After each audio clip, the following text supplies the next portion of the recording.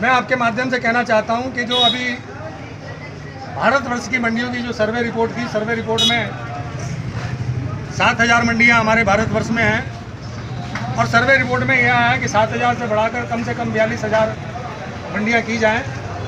तो उसमें भारत सरकार ने ये मानक बनाया कि भारत सरकार इसे प्राइवेट सेक्टर में लेकर जा रही है मंडियां। हम इसका पुरजोर विरोध करते हैं, क्योंकि कृषि उत्पादन विपणन प्रणाली जिस प्रकार से चलती आ रही है, ये उसी प्रकार से संचालित होनी चाहिए, हम कहना चाहते हैं। और उत्तराखंड बहुत ही छोटा राज्य है, 20 साल का ये राज्य है। तो मैं तो कहना चाहता हूँ, आपके माध्यम से माननीय मुख्यमंत्री से निवेदन करना चाहता हूँ, त्रिवेंद्र सिंह रावत जी से, कि अभी पहाड़ों में बहुत सी हमारी आइटम है, मंडुआ है, सेब है, अदरक है,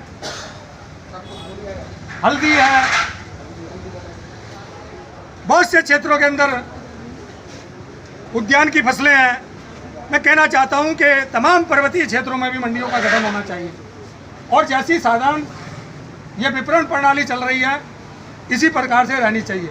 मैं कहना चाहता हूं कि देखिए, किसानों को 1964 के अंदर जिस प्रकार से किसानों के मसीहा चौधरी चरण सिंह जी ने इन मंडियों का गठन करके किसानों को प्लेटफॉर्म दिया था, उसके उदाहरण स्वरूप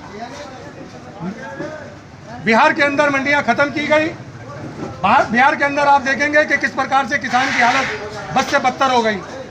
मैं आज कहना चाहता हूं आपके माध्यम से, यदि ये मंडी एक्ट आ रहा है तो तमाम हमारे आढ़तियों की भावनाओं की कदर करनी जानी चाहिए, उनके विचार लेने चाहिए, उनके सुझाव लेने चाहिए, उनके रचनात्मक सुझाव लेने चाहिए, तब जाके कहीं एक्ट में संशोधन होना चाहिए। नहीं हो तो क्या? देखिए, निश्चित रूप से आज प्रतिकात्मक रूप से इसका विरोध है। यदि आवश्यकता पड़ेगी, धरने भी किए जाएंगे, प्रदर्शन भी किए जाएंगे, मैं स्वयं अमर अनशन करूंगा।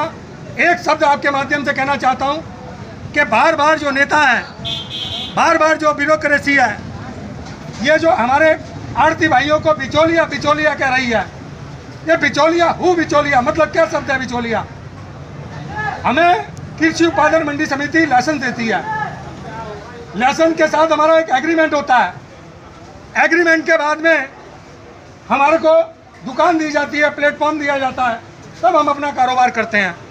तो मैं कहना चाहता हूँ, ये जो बिचौलिया शब्द है, हम इसका भी बहुत ज़्यादा विरोध करते हैं। ये बिचौलिया शब्द नहीं लगना चाहिए और इस एक्ट के अंदर अगर संशोधन हो रहा है तो तमाम हमारे आढ़ती भाइयों के विचारों को लिया जाना चाहिए, उनके रचनात्मक सुझाव को लेना चाहिए, तब जाकर इस एक्ट के अंदर संशोधन होना चाहिए।